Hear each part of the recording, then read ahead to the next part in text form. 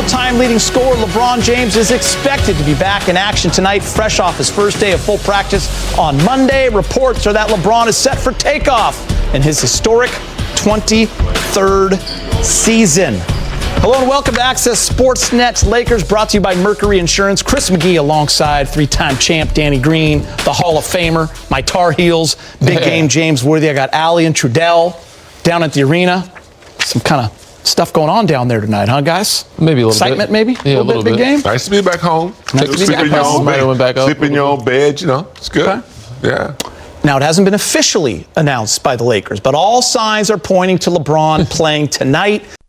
All right. What is going on, basketball fans? Welcome back to the channel. Today, we've got a massive topic to break down. King James is officially back, and the energy around the Lakers is electric. LeBron made his season debut against the Utah Jazz, and man, there is a lot to unpack. But what really got everyone talking wasn't just his return, it was the starting lineup that Darvin Ham rolled out. And you know who had some strong thoughts on it? None other than the Lakers legend himself, big game James Worthy. So, we're going to dive deep into what Worthy said, analyze that starting five, look at LeBron's performance, and figure out what this all means for the Lakers moving forward. Is this the lineup that takes them to the promised land, or is it just another experiment? Let's get into it. First things first, let's set the stage. The anticipation for LeBron's return was off the charts. After missing the first few games, everyone was eager to see how he'd look, how his body would respond, and how he would fit into this retooled Lakers squad. The opponent was the Utah Jazz, a team that's in a rebuilding phase but always plays hard. So, the stage was set at Crypto. COM Arena, the lights were bright, and then the starting lineup was announced. And it was ... Interesting. We had D'Angelo Russell at the point, Austin Reeves at the 2, Taurean Prince at the 3, LeBron James at the 4, and Anthony Davis at the 5. Now, on paper, this lineup makes some sense. You've got shooting, you've got playmaking, you've got size. But the key thing here is LeBron sliding up to the power forward position. This is something we've seen throughout his career, especially in recent years. But seeing it as the official day one lineup for his season debut definitely raised some eyebrows. And one of the most respected voices in Laker Nation, James Worthy, was quick to share his analysis. So, what did Big Game James have to say? On the post-game show, Worthy broke it down. He wasn't necessarily critical, but he was very analytical, which is what you'd expect from a three-time champion. Worthy's main point was about the long-term implications of playing LeBron at the 4 for 82 games. He highlighted the physicality of the position. Night in and night out, you're battling bigger, stronger guys down low. You're fighting for rebounds, setting screens, and taking a pounding in the paint. Worthy knows this better than anyone. He was a forward himself. His concern was straightforward. Can LeBron, at this stage of his career, sustain that level of physical demand over a full season and still be at his peak for the playoffs? It's a legitimate question. We all know LeBron is a physical marvel, an absolute specimen. But Father Time is undefeated, and managing LeBron's workload is priority number one for the Lakers. Worthy suggested that while this lineup is potent offensively, the wear and tear on LeBron is something the coaching staff needs to monitor very, very closely. Let's break down that lineup a bit more, piece by piece. With D'Lo and Austin Reeves in the backcourt, you have two legitimate ball handlers and playmakers who can take some of the pressure off LeBron. Both can shoot, which is crucial for spacing the floor around LeBron and AD. Then you have Taurean Prince at the 3. He's your prototypical 3-and-D guy. His job is to knock down open shots and guard the other team's best perimeter player. This allows LeBron to not have to chase smaller, quicker wings all over the court. So far, so good. Then you get to the front court. LeBron at the 4 and a D at the 5. Offensively, this is a nightmare for opposing defenses. You have two dominant forces who can score from anywhere, can run pick and rolls with them, you can post them up, you can have them facilitate from the high post. The versatility is off the charts. It creates so many mismatches. If a smaller defender is on LeBron, he can just bully them down low. If a bigger, slower forward is on him, he can blow right by them.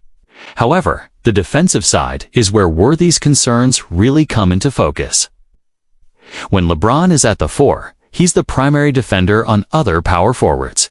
These are guys like Zion Williamson, Karl-Anthony Towns, Aaron Gordon. These are strong physical players who spend their time in the paint. It means more banging, more wrestling for position, and more energy expended on the defensive end. This is energy that LeBron might need on offense, especially late in games or deep in the season.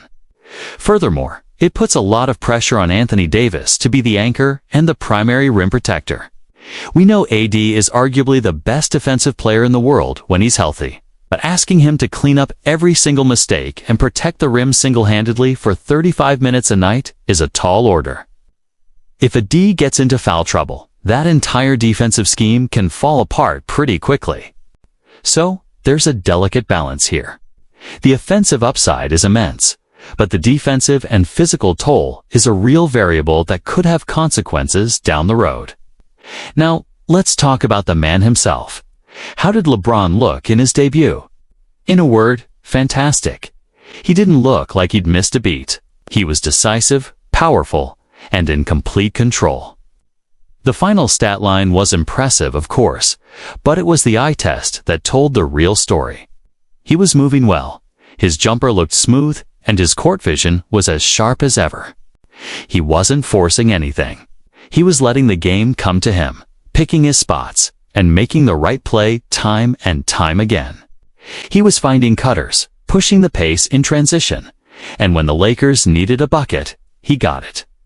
What was most encouraging was how he operated from that power forward position. He used his strength to seal off defenders in the post and his quickness to attack from the perimeter. He looked comfortable, and more importantly, he looked happy. He was smiling, he was engaging with his teammates. The vibe was just different with him on the court. It was a clear reminder that as long as number 23, formerly number 6, is in a Lakers uniform, they have a chance against anybody. His leadership is just as valuable as his points and assists. So, putting it all together, what does this mean for the Lakers season? This starting lineup with LeBron at the 4 is likely going to be what Darvin Ham sticks with for the foreseeable future, at least against most opponents. The offensive firepower is just too good to ignore. It puts the Team S5's best players on the floor together in a way that maximizes their offensive talents. The spacing it creates is something the Lakers have desperately needed. However, James Worthy's point about managing LeBron's health is the single most important factor for the Lakers' championship aspirations. This cannot be overstated. I think what we'll see is a flexible approach. Against bigger, more physical teams, we might see Coach Ham adjust. Perhaps Jared Vanderbilt slides into the starting lineup when he's healthy to take on the tougher defensive assignment, allowing LeBron to slide back to the 3 and conserve some energy. The Lakers finally have depth and versatility, and they need to use it. They couldn't just run LeBron into the ground for 82 games and expect him to be Superman in May and June. The coaching staff's job will be to find that sweet spot. They need to win enough games to secure a good playoff seed. But they also need to ensure LeBron and AD are as fresh as possible for the postseason. This might mean strategic rest days for LeBron. It might mean limiting his minutes on certain nights. It might mean using different lineups, depending on the matchup. This is the chess match of the NBA season. The game against the Jazz was just the first move. It was a successful one, no doubt. The offense looked explosive, and LeBron looked like his old self. But Worthy's caution is the voice of wisdom and experience. He's seen it all. He knows what it takes to win a championship, and he knows the grind of a long season. The Lakers have the talent. They have the star power. Now, they need to have the discipline and the foresight to manage their greatest asset. If they can do that, if they can balance the short-term wins with the long-term goal, then this team has a real shot at hanging another banner. It's going to be a fascinating journey to watch. So, what are your thoughts? Do you agree with James Worthy? Are you worried about the wear and tear on LeBron at the power forward position? Or do you think the offensive benefits are too great to pass up? Let me know your take on the Lakers starting lineup down in the comments below. I read every single one, and I'd love to hear what the rest of Laker Nation is thinking about this. It's an exciting time to be a Lakers fan, that's for sure. The King is back. The team looks dangerous, and the journey to title number 18 is officially underway. Thanks for tuning in today, everyone. If you enjoyed the breakdown, make sure to hit that like button and subscribe to the channel for more Lakers content all season long. We'll be here after every game, breaking it all down for you. Until next time, take care.